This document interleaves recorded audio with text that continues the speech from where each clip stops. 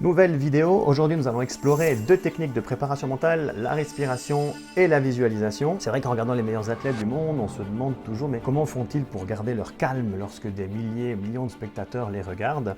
Et je veux prendre pour exemple LeBron James qui a notamment mentionné qu'il savait pertinemment que l'aspect physique ne suffirait pas à atteindre les sommets, il fallait y rajouter la dimension mentale. Et lui notamment, avant chaque match, il va utiliser des exercices de respiration pour calmer son esprit et pour recentrer son énergie. Il a déclaré que cette technique lui permettait de jouer devant des milliers de spectateurs comme s'il était tout seul. Du côté de la science, en lien avec la respiration, il y a une méta-analyse qui a été effectuée en 2023 qui montre que la respiration bien effectuée au bon moment va notamment réduire le stress et l'anxiété chez les athlètes. C'est fascinant de voir comment un outil aussi simple que la respiration pourra t'aider dans ta pratique quotidienne. Alors certes, tout le monde respire, mais dans la pratique sportive, il y a des techniques de respiration, il y a des moments où il faut utiliser ces techniques de respiration qui sont plus appropriées. Et je vais t'en partager trois.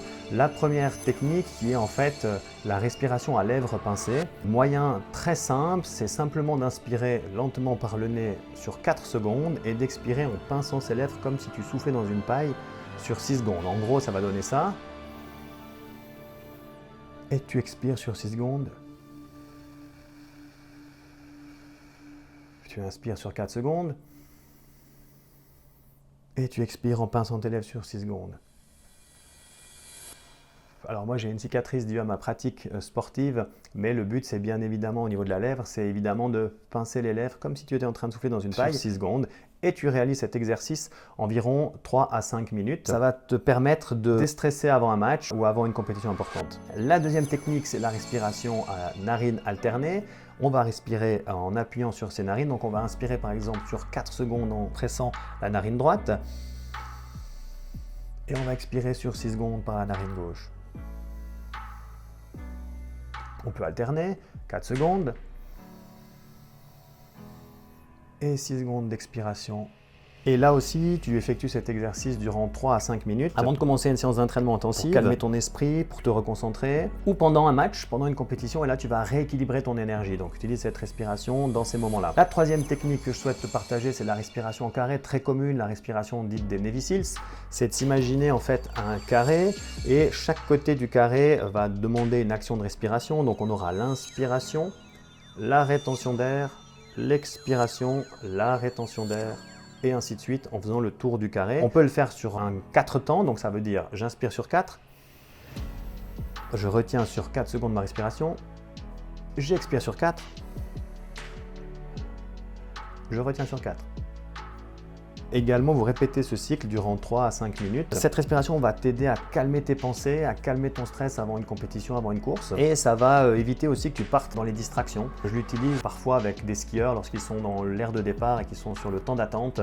Pour éviter les distractions, pour éviter de s'éparpiller un petit peu, on reste sur une respiration en carré qui va permettre de rester centré et de rester concentré. Voilà, faites comme LeBron James, utilisez votre respiration. C'est un outil puissant qui peut vous servir dans votre pratique quotidienne, lors de vos matchs ou lors de vos compétitions. Si vous voulez aller plus loin, je vous invite à suivre les travaux de Leonardo Pelagotti qui a écrit cet ouvrage « Maîtrisez votre respiration », c'est le deuxième qu'il écrit. Il est notamment coach en respiration. Il a des programmes aussi en lien avec l'apprentissage de la respiration, que ce soit pour la pratique sportive ou courant dans la vie au quotidien. Donc vraiment, je vous encourage à découvrir ses travaux, c'est Leonardo Pelagotti. Le deuxième outil que je souhaite vous partager, c'est l'outil de la visualisation. Donc la visualisation qui est un outil que l'on peut utiliser dans sa pratique courante. Vous avez certainement entendu parler de cet outil déjà par le passé. Vous savez que Novak Djokovic notamment l'utilise avant chaque match où il va visualiser certains gestes, il va visualiser aussi des aspects en lien avec sa confiance en lui.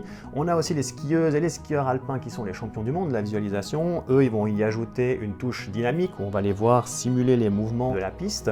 Et je peux citer encore Sydney McLaughlin-Levrone qui a gagné le 400 mètres et aux Jeux Olympiques de Paris récemment, qui elle va partir en visualisation sur chaque foulée et sur chaque passage de haie pour être le plus proche de la réalité et la plus performante possible. La visualisation en fait, ou l'imagerie, comme on l'appelle, l'imagerie mentale, c'est la représentation d'une personne, d'un lieu, d'un environnement, mais sans la présence de la sensation sensorielle. En quelque sorte, c'est d'imaginer un contexte, un lieu, un mouvement, une personne, tout en restant statique. L'imagerie, elle peut aider en fait sur 4 domaines domaines d'application. Le premier domaine d'application, c'est le domaine technique.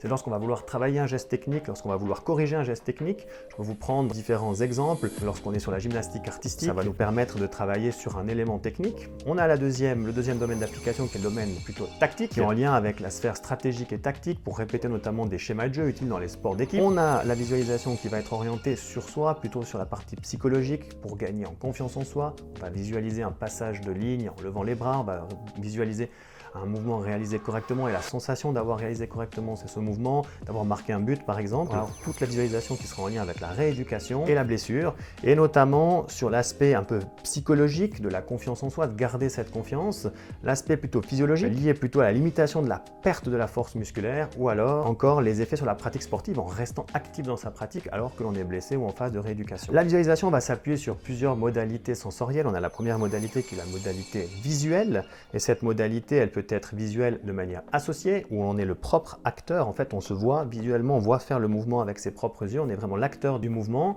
On a la visualisation visuelle dissociée, où là, c'est comme si on avait une caméra qui nous filmait en train de faire un mouvement, en train de faire un geste, en train de faire une compétition. C'est comme si on avait un drone, en quelque sorte, qui nous filmait à distance. On a l'autre modalité qui est plutôt en lien avec l'imagerie kinesthésique. Donc là, on va être plutôt sur le ressenti en termes de position, en termes de proprioception. On peut parler du mouvement, on peut parler de l'articulaire, du musculaire. Par exemple, en patinage artistique, si je prends cet exemple, ça va être difficile d'être sur une visualisation plutôt visuelle parce que voilà, quand on va faire un saut, ça va tourner très vite, on n'a pas grand-chose à voir. On peut l'utiliser dans l'approche, dans la prise du saut, par exemple, dans la prise d'élan, mais sur le mouvement technique en lui-même, on va être sur la partie plutôt de visualisation kinesthésique, notamment la sensation de serrer les bras quand on doit tourner, notamment la sensation d'atterrissage et d'impact, notamment ces muscles qui se contractent. Donc ça, c'est l'imagerie avec la sensation kinesthésique. On a aussi l'imagerie en lien avec l'auditif, donc les sons qui sont en lien avec l'environnement qui va entourer la pratique, les sons qui sont à l'intérieur de nous, notamment les battements du cœur, la respiration, ou alors encore les sons qui sont provoqués par le mouvement. Je l'ai dit avant dans le patinage artistique, la prise d'élan, la prise d'un saut, ça sera le mouvement, le bruit, en lien avec la carre qui va s'enfoncer dans la glace, ou alors si on est sur un mouvement qui est l'impact de la balle de tennis sur la raquette, donc on va travailler sur cette visualisation plutôt auditive. Le quatrième point, c'est la modalité sensorielle qui est tactile, donc c'est le ressenti comme de la peau, du toucher. On peut parler d'un tireur de penalty qui va sentir l'impact du ballon sur son pied, et là on sera sur l'imagerie plutôt tactile. Souvent dans la pratique, je le vois, c'est plus difficile à aller la chercher celle-ci avec les athlètes. On a l'imagerie olfactive au niveau de l'odorat, au niveau des odeurs qu'il va y avoir dans une salle, l'odeur du gazon fraîchement coupé, donc ça peut aussi participer à l'environnement et à la visualisation. Et enfin l'imagerie qui sera gustative. Cette imagerie, elle s'applique un petit peu moins dans le sport, je vous en conviens, mais par contre on peut aller chercher,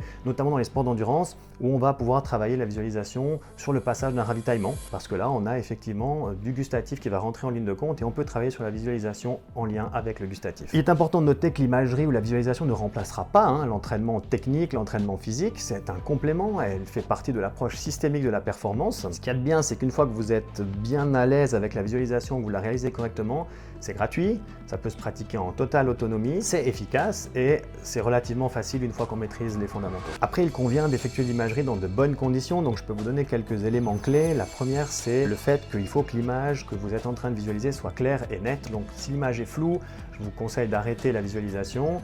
Le deuxième point, c'est l'exactitude. On est dans un environnement exact, on est sur de l'imagerie, on est sur de la visualisation, on n'est pas sur de l'imaginaire, il n'y a pas des palmiers au bord de la piste de ski, par exemple, donc on est sur quelque chose de précis et de vrai, de véridique. On est dans le contrôle, on maîtrise sa visualisation, on n'est pas en train de se voir chuter. Par exemple, on stoppe la visualisation si on est en train de se voir chuter. Et un principe qui est très important, c'est la temporalité. Je peux vous prendre comme exemple Dominique Paris, un skieur alpin qui a gagné la descente de Kitzbühel notamment. Il a fait l'exercice de la visualisation de la descente, donc lui il est en imagerie, visualisation notamment dynamique avec les mouvements.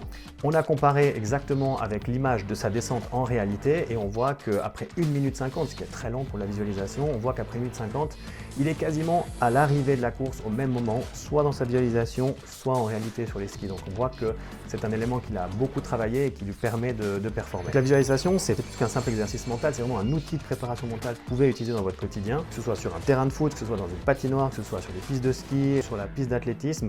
N'hésitez pas à utiliser l'imagerie, utilisez les différentes modalités sensorielles, entraînez-vous. Faites-vous accompagner au début d'un préparateur mental ou de quelqu'un qui est formé en visualisation. Si vous voulez aller plus loin, moi je vous recommande les travaux d'Aymeric Guillot, qui est un petit peu la référence dans la visualisation et l'imagerie, notamment son dernier ouvrage, Les pouvoirs insoutenable soupçonner de la visualisation. Il vous donne des astuces, il vous donne des exemples pratiques, les fondamentaux que j'ai essayé de vous partager également aujourd'hui. Et franchement, je vous encourage, c'est un très bel ouvrage. Voilà, on vient de plonger dans 2 techniques puissantes de préparation mentale. Elles ne sont pas très compliquées, mais par contre, elles sont très efficaces. Moi, je vous encourage à vous entraîner, je vous encourage à vous faire accompagner pour vous entraîner au début. Et ensuite, vous pourrez les pratiquer en toute autonomie.